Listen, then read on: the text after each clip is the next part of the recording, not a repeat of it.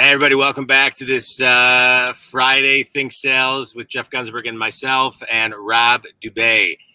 Rob, it's awesome to have you. I mean, I've known you for a long time, and you've been on the show a lot, and I appreciate always you sharing your wisdom. This week we're having a mental awareness week, and I thought you would be great to tap off the week and talk about meditation. Rob is the co-CEO and co-founder at Image One and author of the book Do Nothing. You not only wrote the book, I know you're big into meditation. On top of that, that's why you wrote the book. You do silent retreats. And in a time, where anxiety of COVID and isolation, I think meditation has never been more important on how to get back to center. My thought of just mental health awareness week of all the people I've interviewed on my podcast all week had been because I watched a documentary called The Weight of Gold. And I don't know if did either one of you see it yet? It's by Michael Phelps, and it talks about the anxiety and depression and suicidal thoughts of Olympians. It was incredible. And I don't know, I don't think of Michael Phelps that way. So it was so eye-opening that anxiety, runs no matter how successful you are. I know meditation has been a big piece of my life. I've been doing transcendental meditation forever. So I wanted to have you on the show, and Jeff and I wanted to talk to you about the power of meditation and how it can help not only everybody in general, but also salespeople who live a very kind of, crazy sales life. But to get started, tell everybody a little bit about maybe your journey when it comes to meditation and how the book came about. Sure. Thanks. Thank you for having me, John and Jeff. I really appreciate it. And it's really good to see you guys. So, like many, I had a lot of anxiety in my life, and I was searching for different ways to help keep that at a minimum. And I tried many different things like therapy, which I found to be very useful. But meditation really clicked for me personally. It was around 2005, and I started to try it. I took it slow and very simply. I had a lot of skepticism around it. I thought maybe it had some religious connotations, which, not that there's anything wrong with that, but it wasn't of interest to me. And through a lot of research and fact finding, I found that it was a secular practice, meaning it didn't have a religious connection, although meditation can have a religious connection. And I took on a practice mainly rooted around mindfulness-based stress reduction, MBSR. And it's a simple practice of following your breath and allowing your thoughts to be without judgment, and coming back to your breath and recognizing the present moment and starting over and doing that over and over again. And that's what I've been doing since 2005. Yeah. So you mentioned, and John and I have had this conversation, like meditation for me, I'm a salesperson, and we're running just constantly. When I'm not there, I'm thinking about being there, and it's always what's next, and it's hard to slow down. So for me, I personally, was looking for something.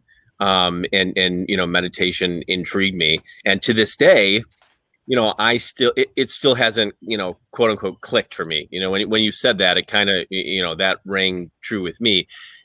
How can you explain how that clicks for you? And I know it's maybe kind of a little vague because it's different for everybody, I would imagine, but I haven't been, in my own life able to get to a place where, maybe you're doing it right, maybe you're not doing it right, and I don't even know if that's a thing, but kind of maybe just elaborate a little bit on how you felt that it started to click and work for you.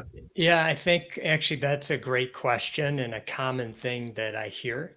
And where I think it started to click for me was when I let go of the expectations of what it was supposed to do for me. Like you, I'm very busy, and my mind is extremely busy between owning a business and, all the team members that we have at the company, and of course my family and my family life, and all the things that all of us kind of have in common, in different ways. What I learned was just the act of slowing down, sitting down, and trying to practice coming to the present moment, because as John knows so well, that's all we have is this moment. Yeah. It can be taken away from us in a snap. Right. And hey, with COVID, our lives have been, many of them have been really turned upside down in many different ways, and that's just a great example of maybe some things that we sometimes take a little for granted. And that, again, back to just that, taking that time to sit and focusing on our breath and letting our thoughts be without judgment, not trying to solve anything, just letting it go. And then the practice of coming back to our breath for just a moment, or as long as you can hold it, without striving, and bringing ourselves back to the present moment. And where that comes in handy is when you're out and about in your life. That's when it actually gets used. A lot of people feel that when they're meditating, they're supposed to have some sort of nirvana going on, like Right. void of thought, and it's just so peaceful, which can happen, but not in our lives, not so much. We're not practicing meditation hours on end, and that's part of how you might get to somewhere like that. But in our everyday life, when we're dealing with other human beings, we get agitated, and things start to creep up in our conversations. It could be with our spouse or our kids or our team members, our clients, whatever the case might be. And it's our ability to pause in that moment between stimulus and response. And that moment is really the difference maker. And that's where you learn it through your meditation practice to come to the present moment, pause. It's a millisecond. And really you get that chance to sort of decide how you want to react. And that reaction is the difference really between, a very challenging situation that can stir you up, or happiness. Yeah. I just want to comment on that. I've been meditating since I was about 27. So I'm 48 now. And I think I was actually meditating before that. I just didn't know I was meditating. I was listening to these meditative CDs while I would do homework in college. But I didn't know I didn't know that they were really meditative CDs. I just loved them, and I could increase my studying by doing it. But I think what I learned, one of the things with meditation through working with meditation, experts, is that there's no goal. Like, you can't set a goal of meditating and say, like, today I'm going to think about nothing for 2.5 minutes. It doesn't work that way. You just have to kind of surrender to the process, and realize that it's about consistent everyday practice, like any other, like anything else. If you start a diet, you're not going to lose 20 pounds in one day, or get to what you want to get to your goals overnight. It's a long process. And so for me, once I realized that, and once I realized, Rob, what you were talking about, that when you meditate, it's not nirvana. Sometimes it's uncomfortable, and you just have to, like anything else, kind of commit to a time. Like, I'm going to commit to 5 minutes or 1 minute a day. And then that 1 minute, when I first started, a holistic doctor, Darren Weissman, who was an energy healer, taught me how to meditate. And I just started a minute a day. I did that for months. That's all I could do until you would then, graduate. Mm-hmm. So my question to you, Rob, is, what's the formula that you recommend in your book, Do Nothing? Right. So, you have this incredible book. What's your formula, and what's your mantra? Well, I think for everybody, it's actually different. So, what I do is I get up early and I meditate for 45 minutes. And then in the evening before I go to bed, I meditate for 20 minutes. I don't think that's the formula for everybody. And, I wouldn't say that is, I'm always hesitant to share how long I meditate for, because people feel like immediately they might say to themselves, I can never go for that long. And it really isn't about how long. It's just finding what works for you. And as much as you can practice, that's great. To John's point, he did it for a minute, for a while, and then it went on from there. I always like to use the example of sports. A lot of people, are love sports, and especially a lot of people in sales, they love sports. And you probably have a favorite player and a favorite league. And let's just use basketball for an example. The best basketball players are the ones that were in the gym late into the night, and they're shooting the free throws or the 3-point, until they've got blisters on their hands. And then when there's a game and it's the finals, and it's down to the wire and the crowd's going insane and there's tons of pressure, how do they hit the bucket? How is it? It's like they're in another zone. They can't even hear all the people screaming and yelling and all the energy against them and all the energy for them. They're just in a zone. And so that comes from a lot of practice. It's just muscle memory.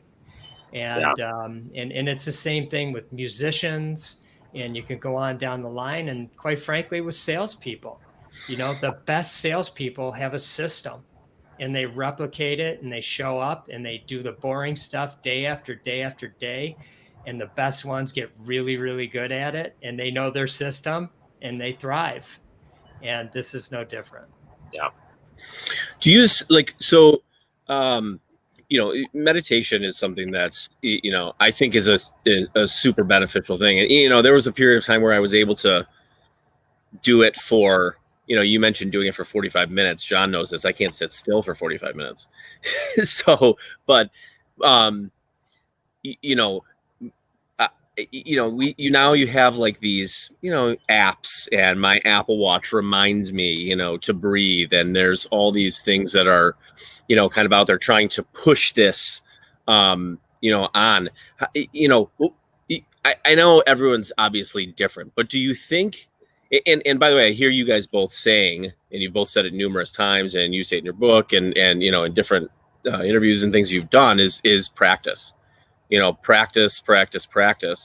And, would you recommend that somebody specifically sit in the same place every time they do it? Because I know John does this, when he has his, when he meditates, he's told me numerous times, listen, I'm in the same place. I sit in the same, spot. I have quiet, what have you. If you were to say just in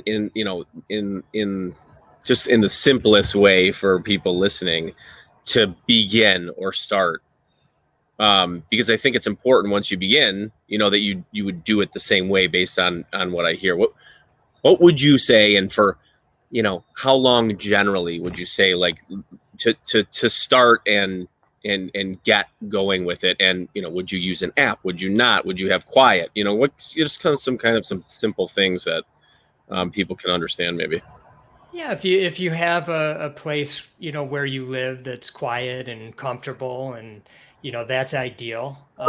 So pick a place, and that's your place. That said, if you don't, or if that doesn't work into your lifestyle, start wherever you are. At my company, we start a number of our meetings with a minute to arrive, and everybody's somewhere other than their perfect place to meditate. You're sitting outside. It looks beautiful there. When we're done, you could close your eyes and set your phone or whatnot to ring in a minute or two, and you've done it. People meditate all over the place, planes, subways, parks, etc. And so I just like to share that, because while I have a spot and I like to go to that spot, and that works for me in my routine, sometimes it isn't like that for other people. So The spot's great, but then again, you can always find time wherever you're at, and that's an important thing to know. So it's more fluid within your life. I think Right. it's a really important thing to know. The other thing I want to share is that while I'm a huge advocate of meditation, it's only one piece of the puzzle.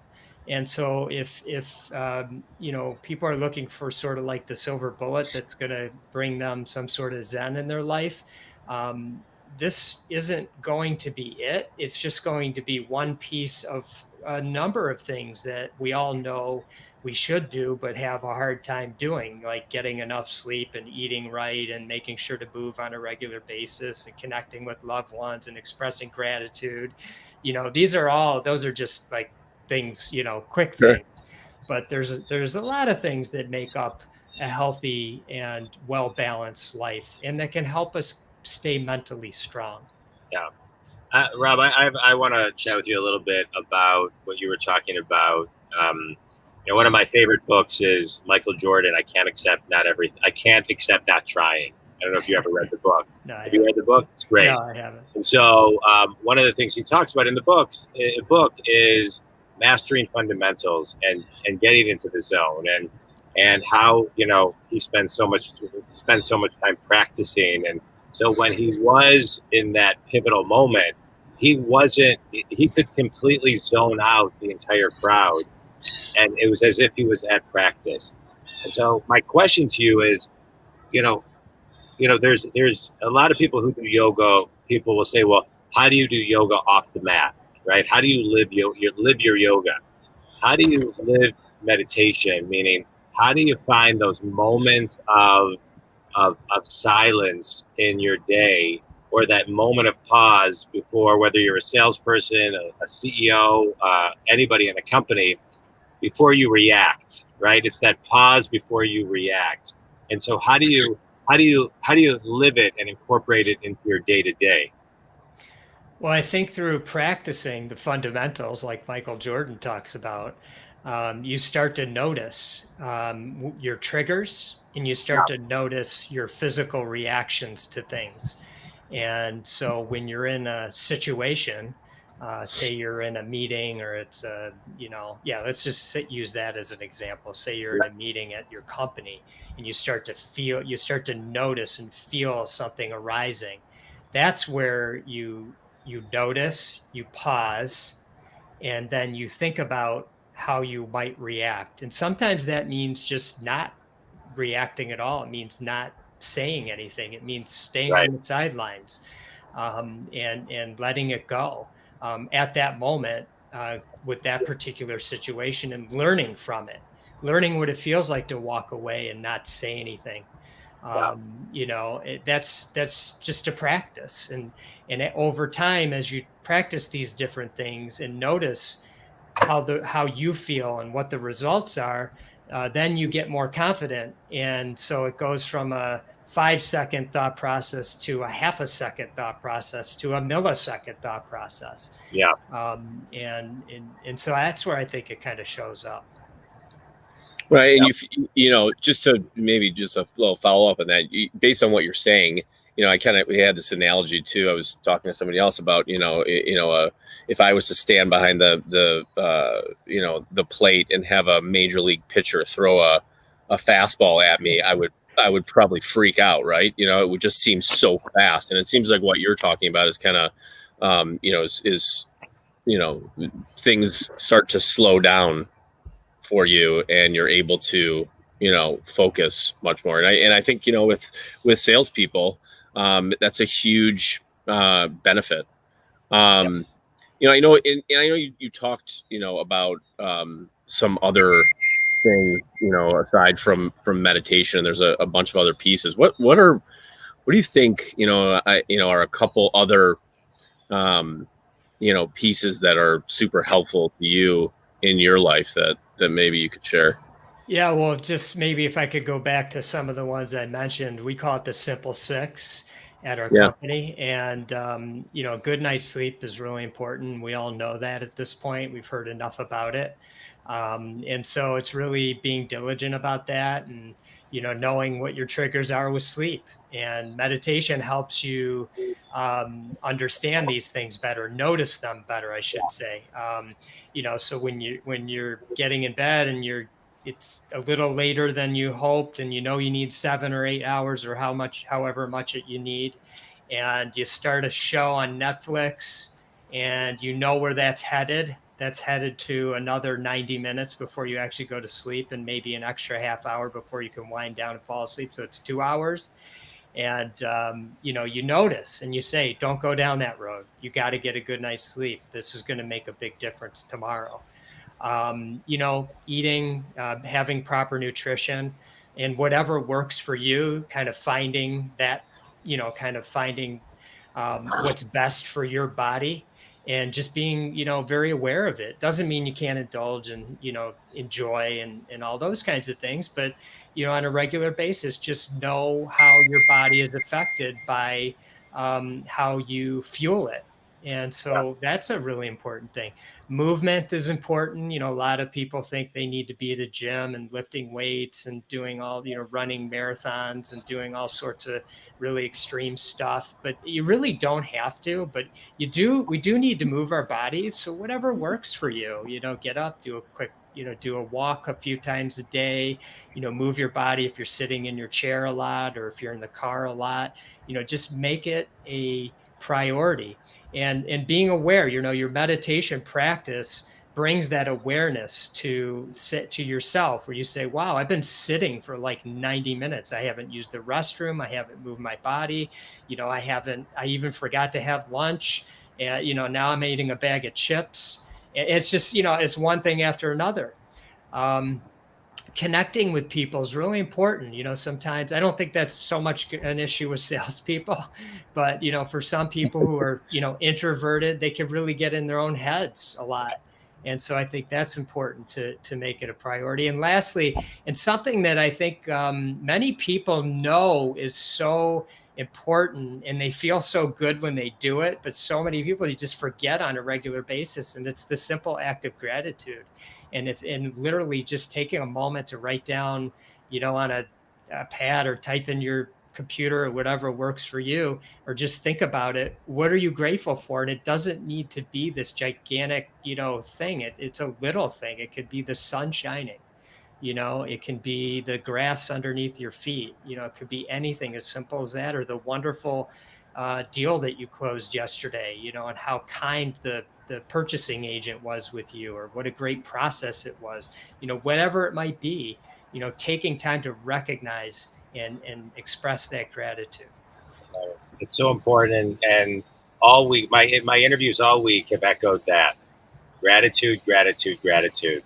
And I think that's one of the things that COVID has taught a lot of us. I know it has me, has highlighted, so many things that I'm grateful for. Rob, this has been great. You provide so many nuggets of wisdom in everything that you say. My last question to you is this. Finish this sentence. In 2020, if somebody wants to start being more conscious, present, and meditate, they should blank. Well, I would answer probably the same in any period of time. Just commit, go easy on yourself, and just stick with it, because it's a journey. It's not a sprint. Yeah. Well, I appreciate it. And I'm going to commit today. I'm going to take your advice after we're done. I'm going to sit out here, because the kids are inside. Everyone's inside. The dog's inside. That's not a good meditation place for me. So I'm going to sit out here for a couple of minutes. I'll let everybody know how it goes. But I think it's so important, and truly appreciate you coming on and sharing this. And, everybody listening, I think it's important to just start, try and be aware of yourself and what you're doing. And it ultimately makes you a better salesperson, and makes you just generally a better person, and open to more things as well. And so I truly appreciate it. Thank you so much for coming. I appreciate you. I do too. Yeah. And at meditation, I can just say too, in closing, it's been one of the greatest gifts I've given myself, and it's free. It doesn't cost anything. You just have to be disciplined, and do it. Rob, tell everybody how they can get a hold of you, your book, your company. We really didn't even go into your business, but tell everybody how they can get a hold of you. Yeah, so our company website is Image One Way, and that's all spelled out, imageoneway.com.